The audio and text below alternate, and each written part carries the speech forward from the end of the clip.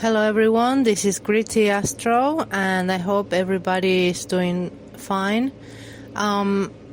Today marks the day that, it's going to be 3 weeks exactly to the day of Nicola Bulley's inquest to take place in St. Michael's on Wire. So I have read that the family won't be assisting to the inquest, which is, I haven't confirmed it, but I've read it in many groups, and if that's the case, and big part of the public who is still looking into the Nicola Bulley case, if that's the case, then it's done, okay? Because who's going to, if they don't think that nothing went wrong there, apart from, of course, the fact that she may have died of natural causes, or, she's just done away with herself, and they are satisfied with that, and they're not attending the inquest, then, there really isn't going to be any more to do, unless the police finds new evidence. But they have said from day one that this is not a foul play inquiry, and that's that. So I really doubt that neither the police nor the family are going to challenge the inquest results. If I am wrong and some members of the family are attending it, or members of the family who don't think that, don't believe the official narrative, maybe if that's the case, maybe there is a little chance that they can apply to reopen the inquest. And how can you do it? How it is done? I've just been looking in Google for answers to this, legal answers, and I came upon a law firm who briefly explains the procedure for reopening an inquest and requiring, a fresh inquiry into a case. So this is what I have found. This is from Saunders law firm. So I've just had a power cut in my house, and it was just at 3 minutes 33 seconds, which is, if you're a little bit, into conspiracy theories, it's like, just when I was about to talk, to read how you can apply to the High Court for a judicial review by this Saunders Law website. It's a UK website, so it's the best really to read about reopening an inquest. And for what I have read, which is very little, they just put like a very resumed, very short version of how you do it, of course, but nevertheless it's very interesting. So I will resume now. I hope there aren't any more power cuts here. So can you request a new inquest? So it says, challenging a coroner's decision. It is sometimes possible to challenge a coroner's decision or an inquest conclusion. It is sometimes possible, okay? The grounds for doing so are complex, and there may be strict time limits involved, so it is important to speak to a specialist solicitor. Of course, like all law firms, they want you to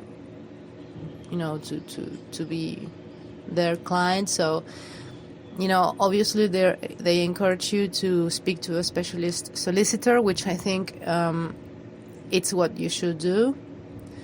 At least a good solicitor, because I have read in other legal websites from the UK that they all say it is a complex procedure, so challenging a coroner's decision and or an inquest conclusion. So we're talking about the coming Nicola Bulley inquest, which is just 3 weeks from today, which is also the 3 weeks period is like with Nikki, okay? So from when she was missing to when she was found. So it was actually 2 days over 3 weeks, but anyway. It says, applying to the High Court for a judicial review. If you want to apply for judicial review, this needs to be done as soon as possible and within 3 months of the decision to be challenged. Okay, so they are saying that this is a time-sensitive application. So, you only have, generally speaking, 3 months after the inquest is done to apply for judicial review. Just 3 months, okay? Continuing, there are grounds based upon public law principles on which a coroner's decision or the outcome of an inquest may sometimes be challenged. So it says there are grounds based upon public law principles, okay? I gather from this that it's based on the, like common rights, to people, okay, to do this. It says these are concerned with the fairness of the procedure, okay? So they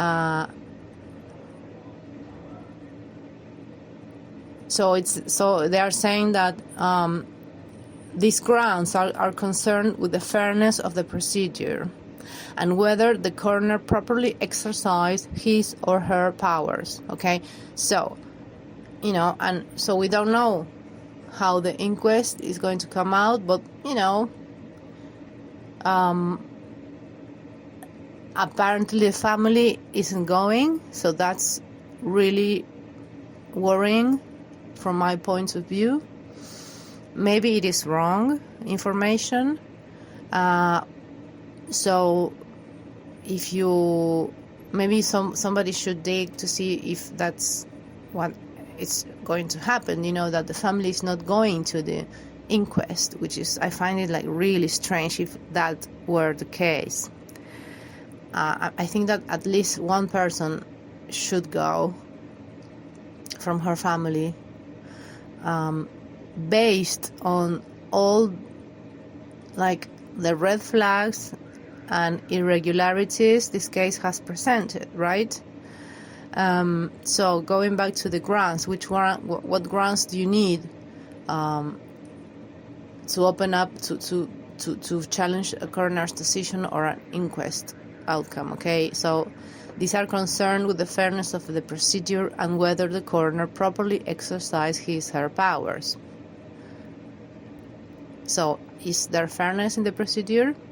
I mean, the coroner, he's just, I hope he is like a really moral and fair and uncorruptible guy, okay? For Nikki's sake. It says, if you feel a coroner has acted unreasonably outside her powers or by not doing something that he was obliged to do, it may be possible to seek a judicial review. The High Court does not always have to order a fresh inquest as a result of a successful judicial review. So, this is like bad, because if the coroner didn't find anything wrong with Nikki's passing, and so many people have seen all the red flags from police, from family, right? From the river science, from Nikki herself. I don't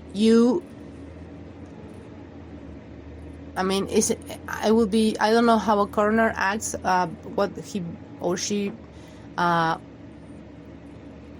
bases herself or himself to do an inquiry and determine whether, this is concluded or not. Has the coroner reached to a fair decision? Has he taken into account all the red flags that the police are not taking into account?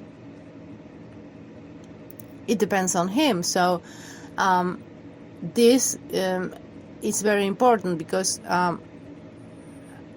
the only way to reopen or ask for a fresh inquest is if the people find that, the concerned people find something that that they find that they feel or they think that the coroner didn't do something that they were obliged to do, okay, or they had acted unreasonably, okay. So going on, an application under Section 13 of the Coroners Act 1988. The deadlines for an application under Section 13 of the Coroners Act are not as strict as for judicial review. Provided the criteria are met, such an application can only be brought with the consent of the Attorney General.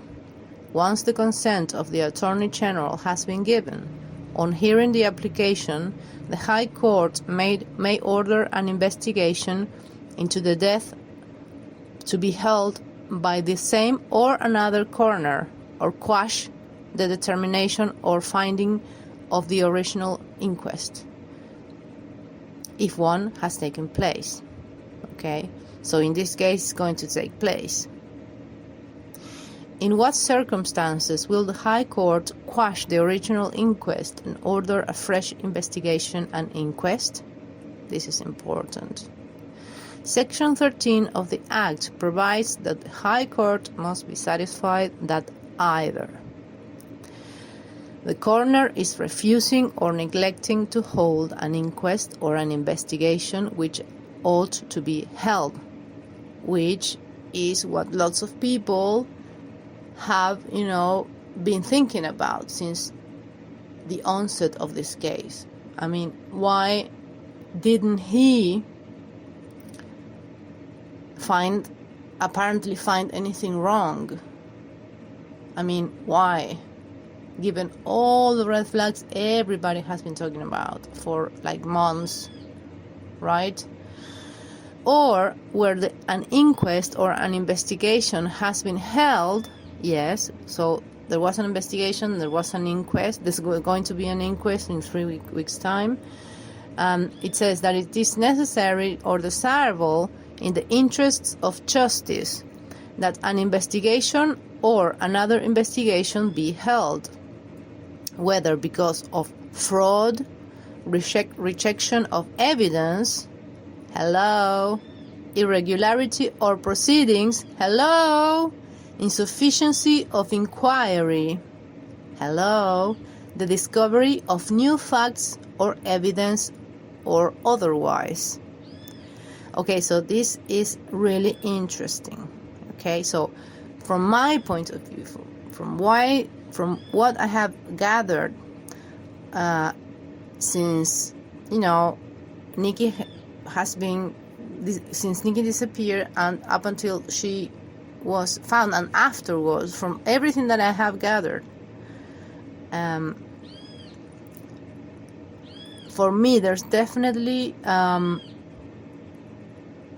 there's rejection of evidence, okay, because there is evidence that Nikki couldn't have been floating around for 3 weeks, for over 3 weeks, 23 days. I mean, it has been filmed to death, the depth of the river wire, all, the videos, the great videos that Mind Choose has made, with the signs of rivers, and if you see how the river wire is with all the great footage provided by all other YouTubers and everything else, everything, it's impossible for me that Nicola could have been missing in a river, in such a small river, and in such a short distance, and with a river so flat, for me it's impossible that she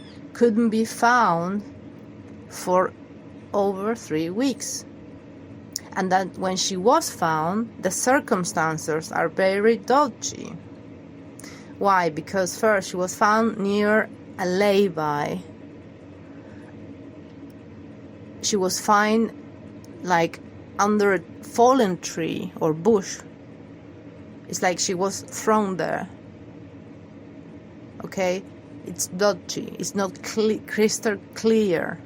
Okay, the fact that the person who found her, it's a psychic medium. Now, I don't reject Jason Rothwell's claims or whatever claims he has made per se. Just I just take them at face value. But the fact that a medium psychic found her,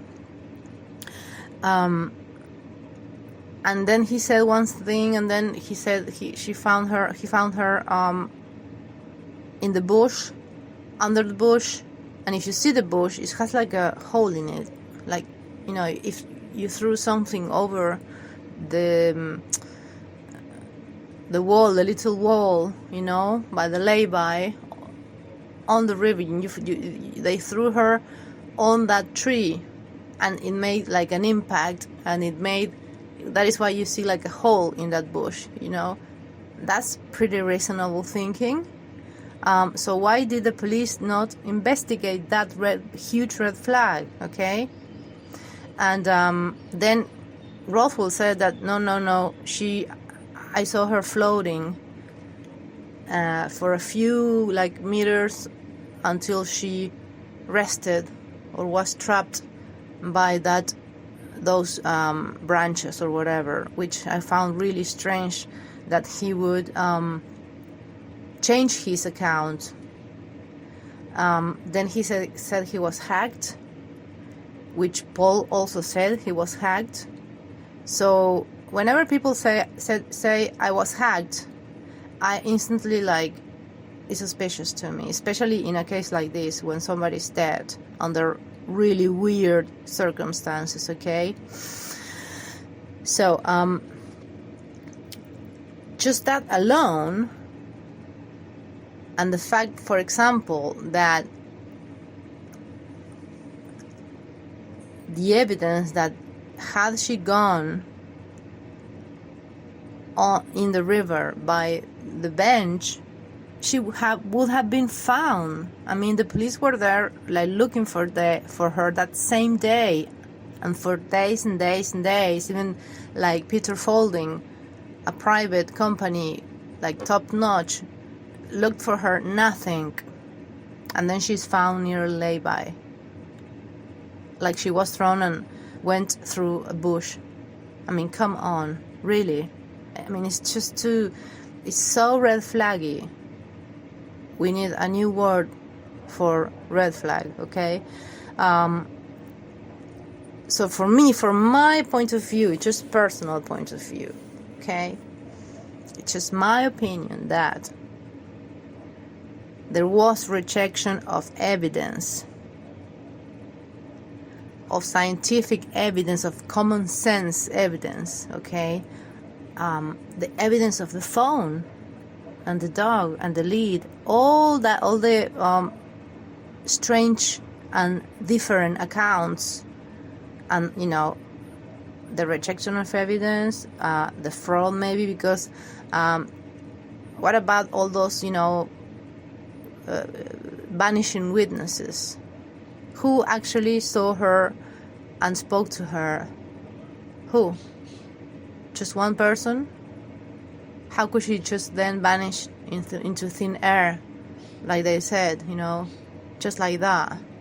And then what about the messy accounts by Ron, the dog walker, who is Penny's sister's husband?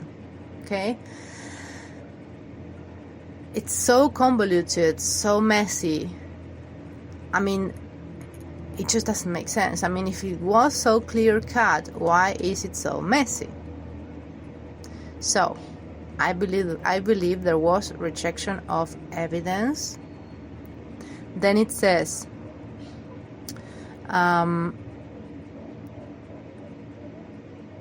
so the motives why the High Court would ask for another investigation or inquest is because of fraud, rejection of evidence, irregularity of proceedings. I think it says irregularity or proceedings, or do they mean irregularity of proceedings? There definitely was irregularity, the fact that it wasn't treated as a crime scene. I mean, come on. Everybody was allowed to trample over there, and just, they didn't cordon it off. They didn't, they just allowed everyone to be there. I mean, and they didn't, they really didn't, see the irregularity of the way her phone was found really originally thrown on the ground, not on the bench. If you look at an early article, I think it was just 3 days after Nikki had disappeared, one of the witnesses said on one paper, it says that she was, it seems like the gent, looked at the ground and there was the phone thrown near the tree near the bench, and they say that we thought she was faffing about, and that Willow had sniffed some fish bait, and maybe that is why she tripped on the river. I mean, what? But they said that the phone was found originally not on the bench, tidy, but on the ground, as if, if I see that, it's like something bad happened to her. It wasn't because she fell on the river, and maybe somebody pushed her.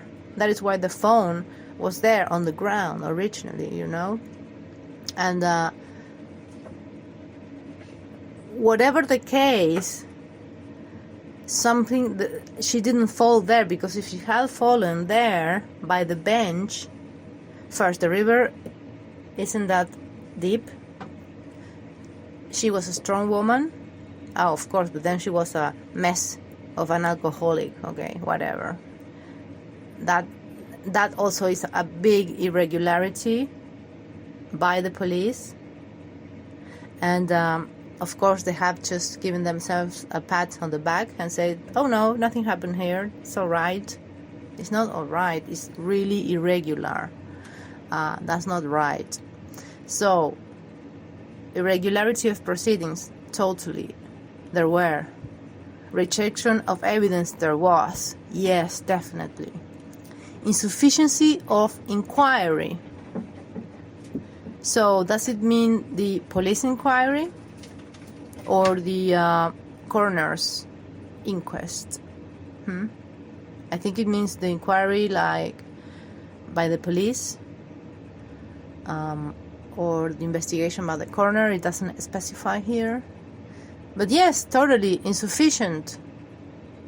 I mean, if all the people who are investigating this case see all the same red flags and all the same impossibilities,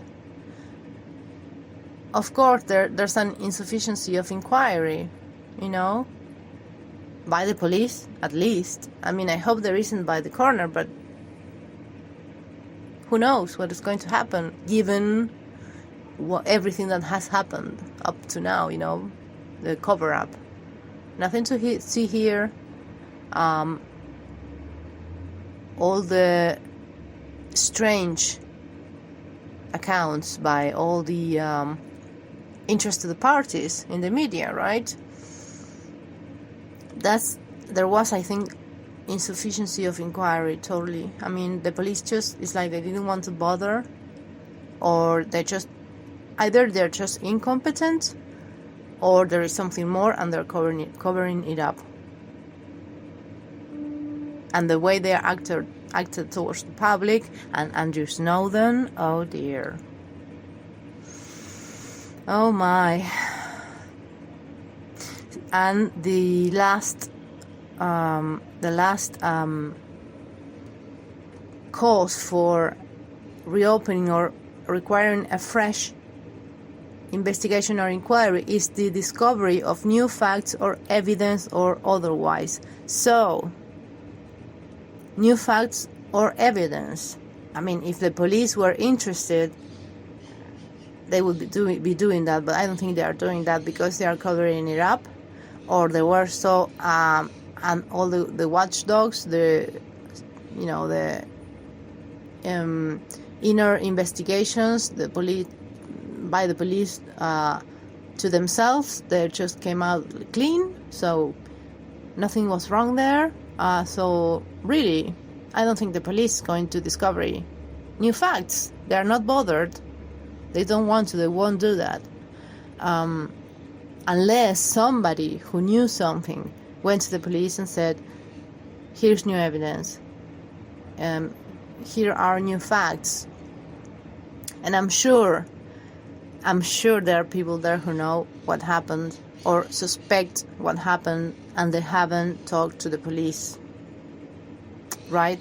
And I think that it's because they are either scared to death or they are somehow complicit, and they have that little village mindset, you know, nothing to see here, you know. Because when you think about it, who was controlling the narrative? The police, and really badly. Andrew Snowden, really badly. Paul, really badly, like contradicting himself. I mean, was Nicola great and and everything was fine? Or was she a raging alcoholic who shouldn't be taking her kids to the school in a car, period? I mean, will the real Stan, please, will the real Nicola please stand up? Regarding Paul's account, okay, so on one sense you have Paul saying she's great, she's wonderful, she's loving, she's giving, she's a pillar of strength, And which, by the way, that's all those, esoteric keywords are just a deeper layer into this mess, Why did he do that interview? Why? He didn't say anything about her. If he really was honest, he would have said in that interview, he would have told about Nikki's problems. Oh no. He told what to the police, and the police believed him based on what on the 10th of January visit. But then it's like on the interview she was fine. She was a pillar of strength. She was loving. She was fun. She was a great mom. A great friend. But he doesn't say anything that she was an alcoholic and a menopausal wreck as they painted her in the media. By the police. Bear in mind, by the police. But there's nothing to see here. So if I was somebody, if she was my daughter or my partner or my mother or my best friend or a really close person to me, I would see that there is fraud, rejection of evidence, irregularity of proceedings, insufficiency of inquiry, and I would go and try to discover new facts or evidence. And I wouldn't give up on Nikki because it doesn't make sense, and the investigation was a disaster of incompetence and or cover-up. I think it's both. So this is what they need for the High Court to request a new inquest. Okay, they need this.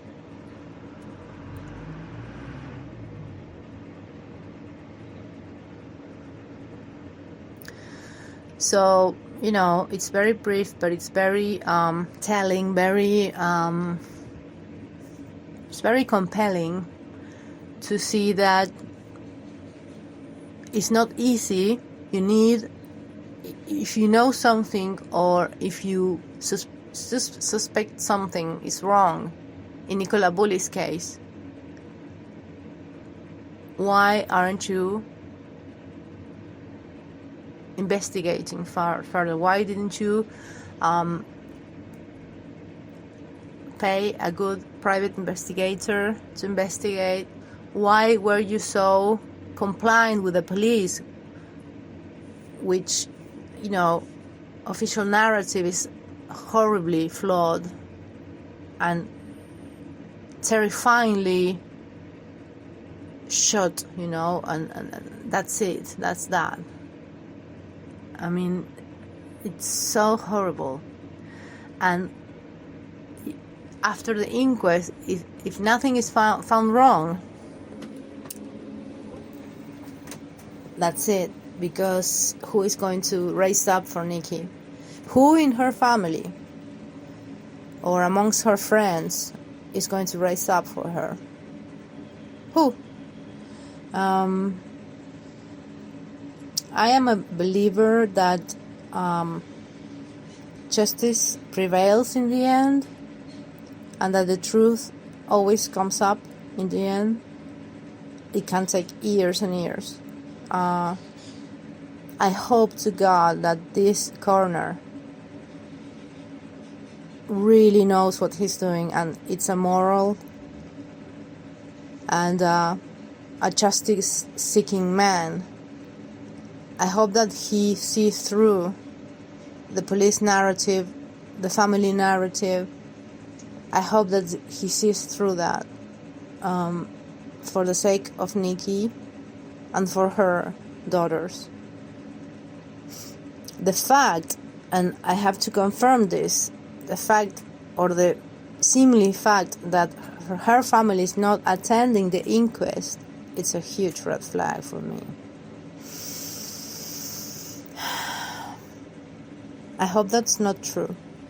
I really do. And some say this is all a psyop, that Nikki doesn't exist, that, that everything was just like a play, like I always, because, even I, always saw, because of the elements in this case, I always saw it as if it was a play, okay? Why? Because it's so bizarre and surrealistic, the accounts of the police, the way they behaved, including Andrew Snowden, and the accounts of Paul Ansel, and everybody else, Emma, all the people there, the witnesses, the supposed witnesses, the people of the caravan side, the strange decoys, the way she was found, by whom she was found, everything is suspicious to me in this case. And of course there can always be a reasonable explanation for what happened, but because everything has been so muddied, like from day one, by the police and the people close to Nicola, right, and by the witnesses' accounts and by the the Round's account, it's like they haven't said, okay, this happened, this and this and this happened. No, they haven't. Why? I mean, I know they don't have to, but if they really were so concerned that they lost the narrative, why didn't they say what happened? Why were they so defensive about it? I really hope to God that this coroner, the one who is doing Nicola's inquest, I hope he does the right thing. I really hope. And if there is a reasonable, believable, reasonable explanation that covers up everything, okay, this was here because this and that, I hope he must say so. And I hope members of the press go there and record word by word what was said there.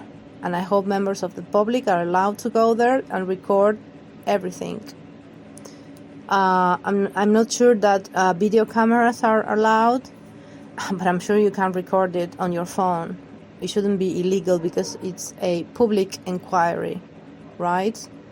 I just hope to God something positive happens in that inquest. Otherwise, it's going to be like absolutely nearly impossible to reopen that inquest, And if that's the case, then it really is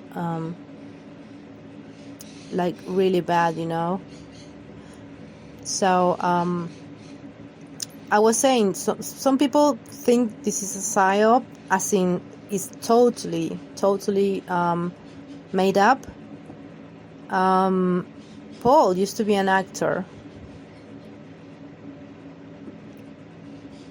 It is a fact that he used to be a sort of actor, like either a crisis actor or just he did bits for commercials or whatever, because it's, it has been recorded on Facebook, that someone alludes him, like tags him in a post looking for actors, and he says, oh yes, it's been a long time since I've done that kind of stuff. Okay, so he has acted before.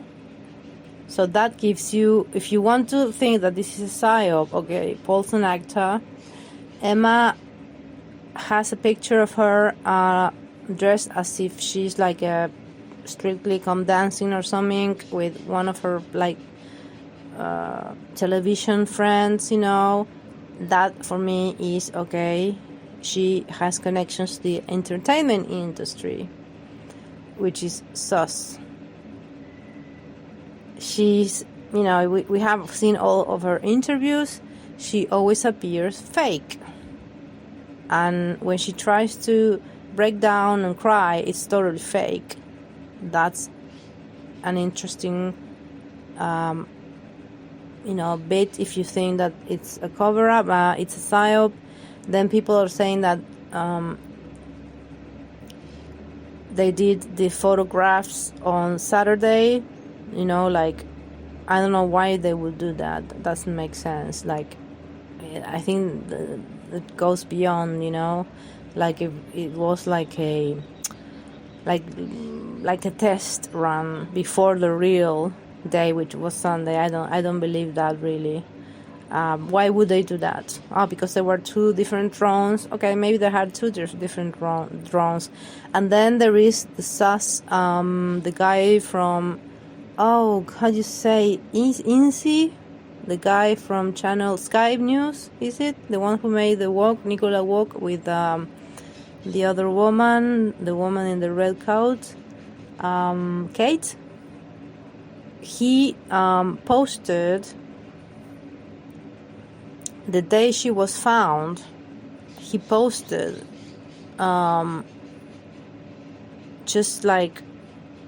posted a picture of the bench, saying, something to where is she going to be found? Still no Nikki. 3 weeks on, and then just shortly after that Twitter post, Nicola was found. Really shortly. I think it was 10 minutes before she was actually found, or before the police arrived or whatever. So that's kind of suspect too, Did he have inside information and he wanted to be the one to grab the attention, the media attention, oh look, she's been found, just right after I posted this Twitter, of the bench, no less, the 23.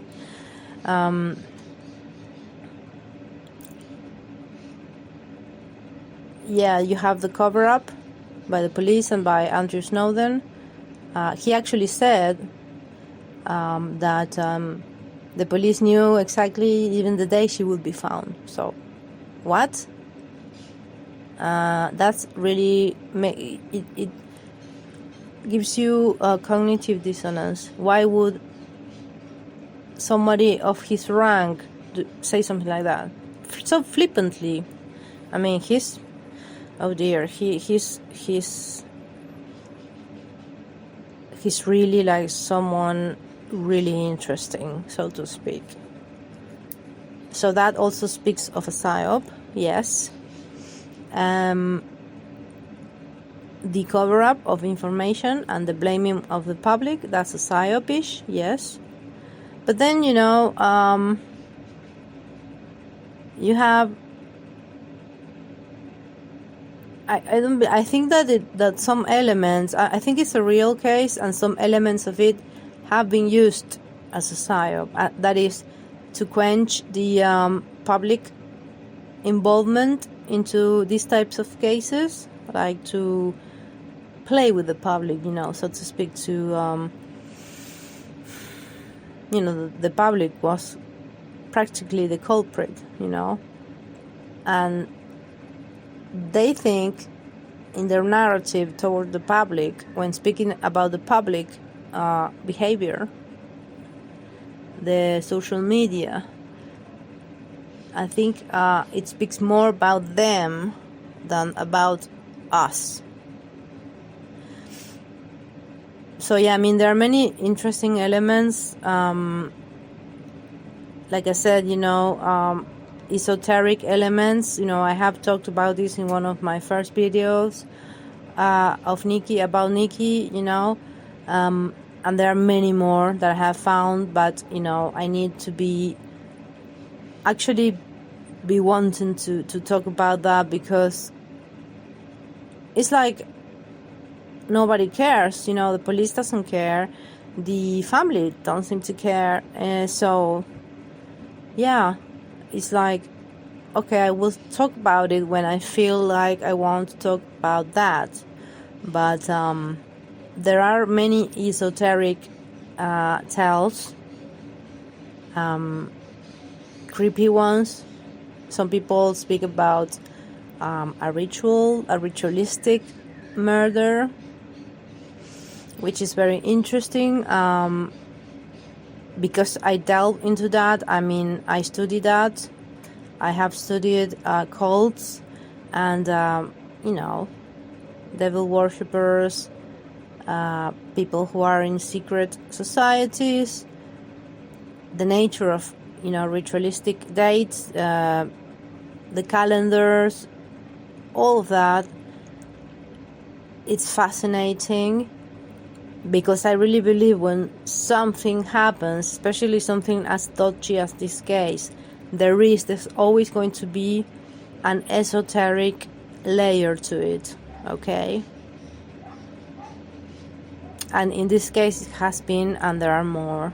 I mean, the Masonic tales are interesting.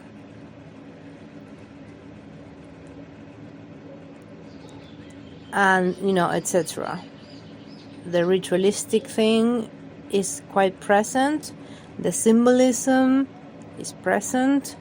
The words, spoken, keywords by PA and EW are interesting.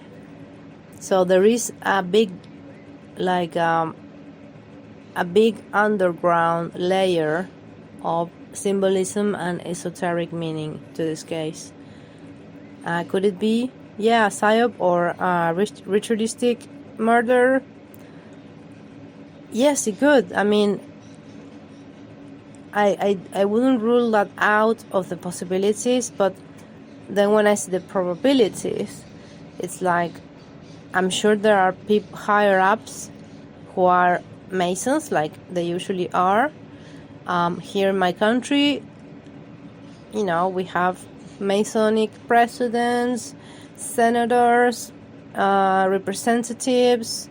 The parliament is full of Masons, male and female. So, and you always see that they are always untouchable, right? Because these secret societies are all around the world. They are connected between each other. They help each other, okay? They cover up for each other. So, and there are Masonic tales in this case, absolutely. And if you add the numerology, it's like very, very interesting as well. I want to do a podcast, about the esoteric side to it, which I have talked about that before, but now I have, other snippets of interesting interpretation, of esoteric interpretation of this case. Very interesting to me, at least. So I want to do another podcast talking about all the esoteric things that I have found. So yeah, let's see. I will do it when I'm up for it. But today I was curious, what happens? Can you reopen an inquest?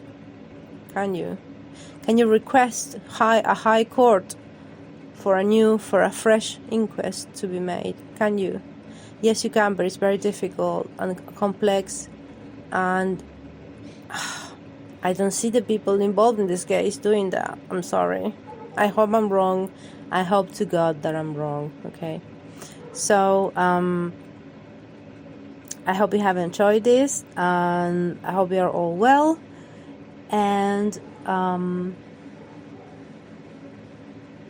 I wish you a great day,